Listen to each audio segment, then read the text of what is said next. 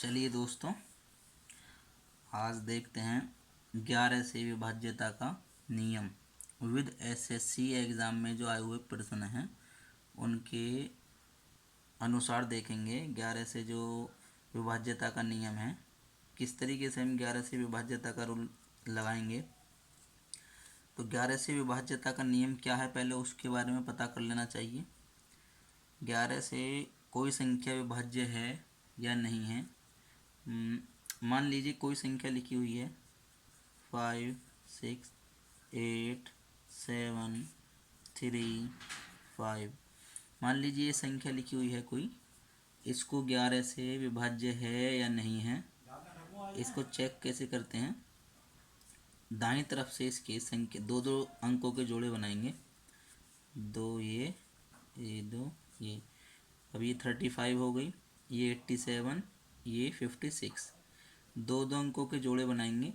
मान लीजिए किसी संख्या में एक अंक बचा हुआ भी रह सकता है, जिसमें अंकों की संख्या विषम होगी, कोई बात नहीं। जिसमें ऐसा भी आएगा उसमें उस अंक को अकेला छोड़ देंगे, कोई दिक्कत नहीं है। अब क्या करेंगे, जो दो दो जोड़े बन गए हैं 35, 87 और 56 के, इनमें 11 से अलग अलग डिवाइड दे के देखिए। 11 तिया 33, यहाँ 33 के बाद 2 शेष रह गया। 11 सत्ते 77, यहाँ 10 शेष रह गया। और 11 पंजे 55, यहाँ 1 शेष रह गया। देखिए यहाँ 2 शेष बचा 35 से, यहाँ 87 से 10 शेष बचा, और यहाँ 56 से 1 शेष बचा। अब इसमें जितना शेष बचता है उसको जोड़ लीजिए। अगर वो जोड़ने के बाद 11 से डिवाइड पूरा पूरा होता है तो वो संख्या 11 से डिवाइड हो जाएगी। अगर वो शेष जोड़ने के बाद पूरा पूरा डिवाइड नहीं होता तो वो संख्या 11 से डिवाइड नहीं होगी। देखिए इनका जोड़ कितना बैठेगा, 10 और 1 11, 12, 13। इनका जोड़ बैठता है तीनों संख्याओं का 13, जो कि 11 से डिवाइड नहीं हो रहा। इसका मतलब ये संख्या 11 से डिवाइड नहीं होगी। ठीक है, मान लीजिए एक दूसरी तरह की संख्या लेंगे जिसमें एक अकेली संख्या भी बच जाए। 5, 7, 3, 8, 9, 5, 7। मान लीजिए इसमें दो दो दो दो दो दो डिजिट के फिर से दाहिनी तरफ से जोड़े बनाएंगे। सीधे हाथ की तरफ से बनाने हैं जोड़े, ये ध्यान रखना है, उल्टे हाथ की तरफ से नहीं बनाएंगे। तो इसको अकेला ले लेंगे, इसके जोड़े नहीं बन रहे, इसको अकेला ले लेंगे। अब फिर से वही तरीका देखिए, 11 से भाग करेंगे। 57 में 11 से भाग करेंगे, कितना शेष बच जाएगा, 11 पंजे 55 के बाद 2 शेष रह गया। 11 अट्ठे 88 के बाद 1 शेष रह गया। 11 छिंग 66 के बाद में 7 शेष रह जाएगा। ये 11 छिंग 66, 73 में से 7 शेष बच गया। और इस 5 को 5 ही लिख देंगे, क्योंकि ये अकेली संख्या में भाग जाएगा ही नहीं 11 से। उसको हम ऐसा का ऐसा ही लिख देंगे, वही शेष हो जाएगा। देखिए यहाँ 2 शेष 57 से 89 से 1 शेष बचा। 88, 73 से 66 से फिर ये 7 शेष बचा, और यहाँ 5 का 5। इनका टोटल देखिए, 2 और 1 3, 3 और 7 10, 10 और 5 15। इनका टोटल आया 15, जो कि 11 से डिवाइड पूरा पूरा नहीं होगा। इसका मतलब ये संख्या भी 11 से डिवाइड नहीं होगी। ठीक है, इतनी बात समझ में आ गई। चलिए दाहिनी तरफ से दो दो जोड़े बनाने हैं और भाग दे के देखते जाएंगे 11 से अलग अलग, और शेषफल यहाँ बचाते चले जाएंगे। शेषफल का जोड़ अगर 11 से डिवाइड होता है तो वो पूरी संख्या 11 से डिवाइड हो जाएगी, अदरवाइज नहीं होगी। मान लीजिए फिर से एक संख्या लेते हैं, 55, 0, 0, 11 और 56 और 54। मान लीजिए मैंने ये संख्या ले ली अपनी तरफ से। अब फिर से देखिए जोड़े बनाएंगे, ये जोड़े बन गए, ये देखिए 54 में भाग देंगे, 10 शेष बच जाएगा। 56 में भाग देंगे, 1 बच जाएगा। 11 में भाग देंगे, कुछ नहीं बचेगा। 0 में कुछ नहीं, 55 में कुछ नहीं। हमारे पास क्या आया, सिर्फ 10 और 1। 10 और 1 मिल के 11 बैठते हैं। 11 पूरा 11 से डिवाइड होता है। इसका मतलब ये जो संख्या है 11 से डिवाइड हो जाएगी। ठीक, ये 11 से विभाज्यता का नियम था। इसको जो एसएससी के जो प्रश्न आते हैं सीएचएसएल वगैरह में, सीजीएल में और मल्टीटास्किंग में, रेलवे में भी आ जाते हैं। तो 11 से विभाज्यता के नियम के ऊपर तुम्हें काफ़ी प्रश्न मिलेंगे। मान लीजिए अब प्रश्न किस तरीके से आएगा, देखिए प्रश्न आपको किस तरीके से मिलेगा। 11 से विभाज्यता के ऊपर प्रश्न में आपको दिया जाएगा कि देखिए प्रश्न होगा यदि 5, 8, 7, x 3, 6, 5 ये जो संख्या है 11 से विभाज्य है। 11 से ये विभाज्य है, मतलब 11 से डिविजिबल है।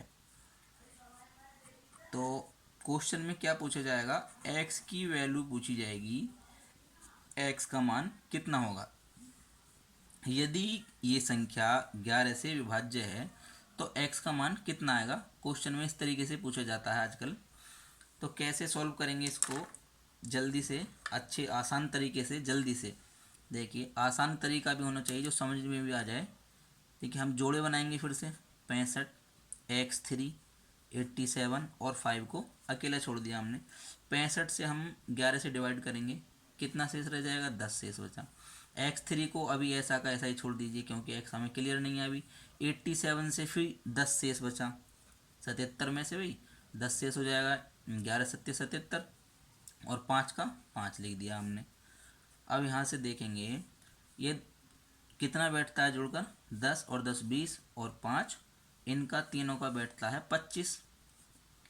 अब 11 से डिवाइड होने के लिए 25 से आगे कौन सी संख्या आती है, 33 आती है भाई। 25 से आगे 33 आएगी, 25 से आगे 33 आती है। अब 25 से आगे 33 आने के लिए हमें 8 की कमी है। इसका मतलब इस संख्या में से 11 से डिवाइड देने पर जो है 8 शेष बचेगा। अगर ये संख्या 11 से पूरी डिवाइड है तो इन सब का टोटल जो है 11 से डिवाइड होता है और इन सब का टोटल हमारा बैठाना है हमें अब 33, क्योंकि 25 तो 10 का और 5 का 25 तो आ गया है इन तीनों का।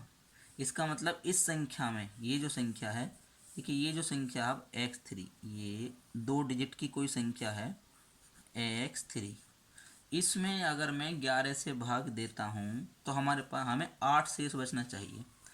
x का कोई ऐसा अंक, x का ऐसा मान आएगा अगर 11 से भाग देंगे तो 8 शेष बचना चाहिए।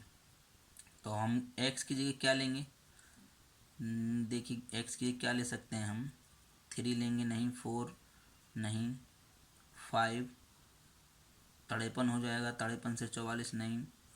अगर हम 63 लें, हाँ देखिए अगर मैं x की जगह 6 लेता हूँ तो ये संख्या बन जाएगी 63, और 63 में अगर मैं 11 से डिवाइड करता हूँ तो यहाँ से शेष निकल के आएगा 11 पंजे 55 के बाद में शेष जो आ जाएगा 5 और 3 8 आ जाएगा, और 8 ही मुझको चाहिए।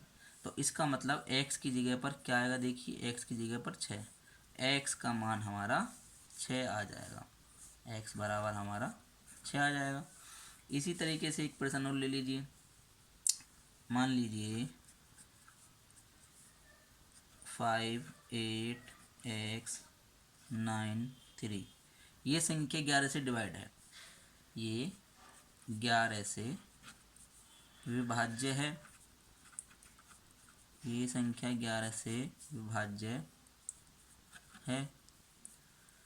तो x की वैल्यू पूछी है, इसमें भी x की जगह पे क्या आएगा, डिजिट बना लीजिए, दो ये बन गई, ये बन गई और ये 5। देखिए 93 से 11 8 88, 5 शेष बचा। 8x अभी ऐसा कैसे ही रहने दीजिए, 5 से 5 रह गया। देखिए 5 और 5 मिलके 10 तो बैठ गया पूरा। हमें 11 से डिवाइड करने के लिए 1 की और कमी है। इसका मतलब इस संख्या में, ये जो संख्या है इस संख्या में अगर मैं ये 11 से विभाजित है पूरी संख्या, तो ये जो संख्या 8x है 11 से भाग करने के बाद में यहाँ 1 शेष बचेगा। तो 8x एक ऐसी संख्या आएगी 2 अंकों की, यहाँ मैं अगर 11 से भाग कर दूँ तो यहाँ शेष हमारा 1 बचेगा। तो यहाँ पर ऐसी कौन सी संख्या आनी चाहिए? 89। देखिए 89 में अगर 11 से भाग करेंगे तो 11 अट्ठे 88 और ये 89 है, तो यहाँ से हमें शेष क्या मिल जाएगा?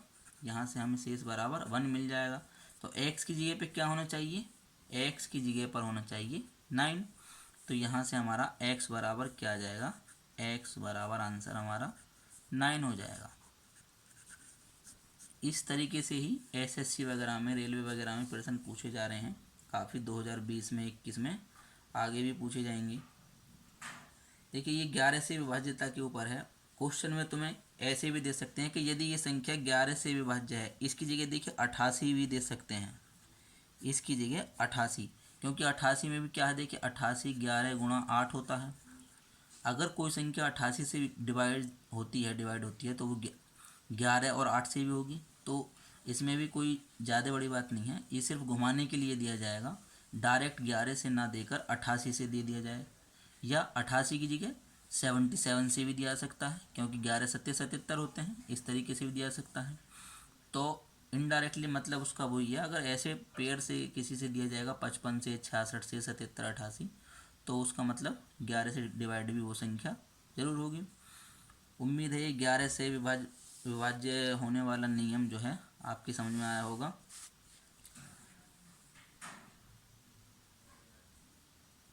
चलिए आज के लिए इतना ही काफ़ी। मिलेंगे फिर एक नई वीडियो के साथ में, एक नए चैप्टर के साथ में, नए टॉपिक के साथ में। कुछ बेसिक के टॉपिक्स भी क्लियर कराने हैं, क्योंकि कंपटीशन में बेसिक टॉपिक भी काफ़ी महत्व रखते हैं। बिना बेसिक टॉपिक के कोई भी एग्ज़ाम आजकल मुश्किल है क्रॉस कर पाना, वो क्लियर होने भी ज़रूरी हैं।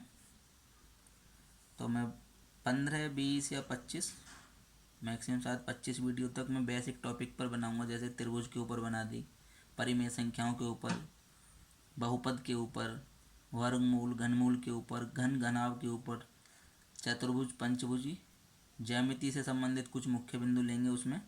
उसके बाद में फिर कंपटीशन के चैप्टर स्टार्ट होंगे सारे, क्योंकि मैं डायरेक्ट अगर कंपटीशन के चैप्टर कराने लग जाऊंगा तो उसमें फिर से वही बच्चों की कमजोरियाँ आएंगी बेसिक चीज़ों की।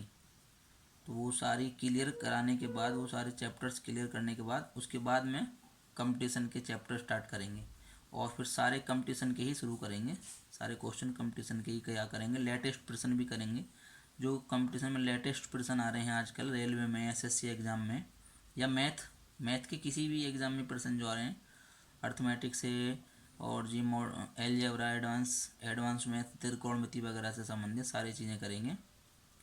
चलिए आज के लिए इतना ही काफ़ी है। मिलेंगे कल फिर एक नई वीडियो के साथ, नए टॉपिक के साथ। तब तक के लिए गुड बाय, थैंक यू।